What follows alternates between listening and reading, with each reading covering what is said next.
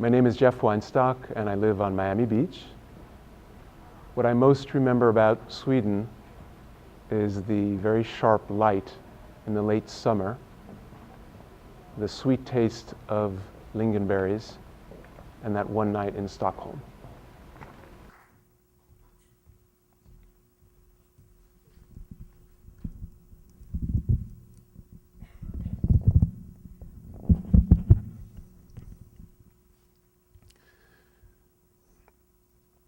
In a Florida hospital room, I held my father's hand and said Shema Yisrael for him, and he died. For months, I've been running from the grief, running nonstop at work, running to the airport for yet another business trip, running to see my mother, with whom I've been huddling around the emotional fires for comfort and warmth. I find myself staying up later and later each night, avoiding the silence of my bedroom, busying myself with tasks I invented, must check my 401k, must reorganize my towels, must find that article about antibacterial sponges. My friends have vanished. It seems like they're afraid to be around me. I feel completely alone. And so I decided to take a trip to Stockholm, where I know nobody. If I was going to feel so alone, I thought, I might as well be alone on purpose. Since it is summer in Sweden, the sun is still high in the sky at 9 p.m. when I remember I haven't had dinner. I find a vegetarian restaurant. I push open the wooden door, and I'm relieved to see small tables spaced far apart. This means I'll be able to sit by myself. I noticed the handsome 30-something man playing the piano. I remember the Jewish prohibition on hearing live music during the first year after a loved one's death. I consider getting up and leaving, but my plate is full and I'm too embarrassed and hungry to walk out. I returned to the buffet several times. The handsome pianist has stopped playing. He has filled the plate with food and is sitting quietly and eating. From across the restaurant, his eye catches mine, then once again, in the way some men look at each other, and then he turns away. Since my father's death, I felt like a spectator watching his own life from off to the side. And so it is with cold, detached interest that I watch myself walk up to the pianist. His name is Tommy. He is very tall and darkly handsome, so different from most of the people I've seen here, blonde and fair-skinned. I see myself sit down with him at his small table. I tell Tommy how beautifully he plays. He asks where I'm from. Tommy tells me he loves American writers and has read Twain, Hemingway, and Faulkner.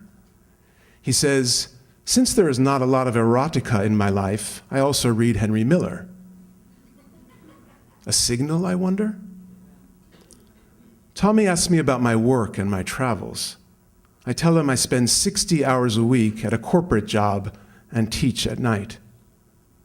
I ask if he plays professionally, and he says he did, but stopped because of some personal problems. He looks down at his plate. I change the subject and tell him how beautiful I found Stockholm. I list all the places I've managed to squeeze in. Trying to sound casual, I add, last night I went to Gay Pride. He hesitates and says, so you are homosexual? The term sounds so old-fashioned that I stifle a giggle. Yes, I say, and you? Almost certain of his answer. He says, no, well, probably not. I'm looking for a woman. Yes, most definitely, I think I'm looking for a woman. Tommy smiles shyly at me, and I manage with some difficulty to smile back. We talk about our families, and I tell him of my father's recent death. Tommy asks what my father was like, and as I answer, he listens, quietly and intently. I feel the icicles that have formed around my heart this past year begin to thaw. After a while, Tommy tells me he is on government disability following an emotional breakdown. He is now on medication, unable to work a regular job. I am startled by his admission and begin to feel uncomfortable as I notice the pauses in his speech, the subtle verbal tics. I wonder how to gracefully end the conversation and extricate myself, but I do not. I cannot. I no longer want to be alone. I listen to Tommy describe his small apartment, his childhood, his life, so different from mine. After an hour, he has to return to the piano. Tommy gets up to leave, and I feel a heavy sadness. I get up from the table, and we stand together awkwardly. He tells me how much he enjoyed our talk. I cannot bear the thought that our conversation has ended. Then Tommy asks, "Would you like to take a walk tomorrow?" My mind flashes warning lights, but I say yes. He gives me his phone number, and we shake hands. I walk back to my hotel in the 11 p.m. twilight, playing this encounter over and over in my mind. The next day is my last in Stockholm. I call Tommy in the morning, eager, nervous, excited to speak with him again. His speech is slurred. He says he spent the entire night drinking. I spent the entire night thinking about him. Tommy says, "I wrote a poem about you last night."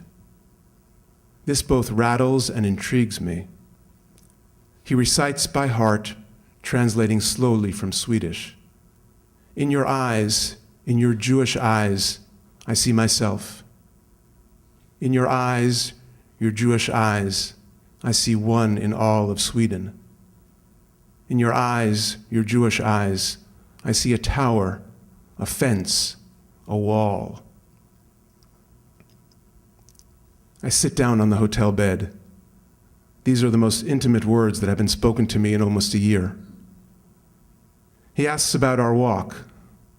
I say, "You need to sleep." We agree to speak later.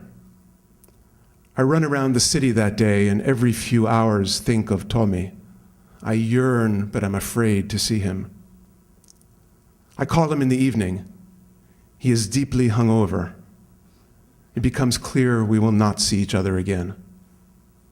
He says, "Meeting you was one of the most beautiful experiences of my life." I swallow hard and think, this is a delicate, wounded soul. He says, "I love you in my own way," and I understand exactly what he means. I answer, "I love you too." I hang up and get ready for bed. As I brush my teeth, I look in the mirror. A wounded soul looks back.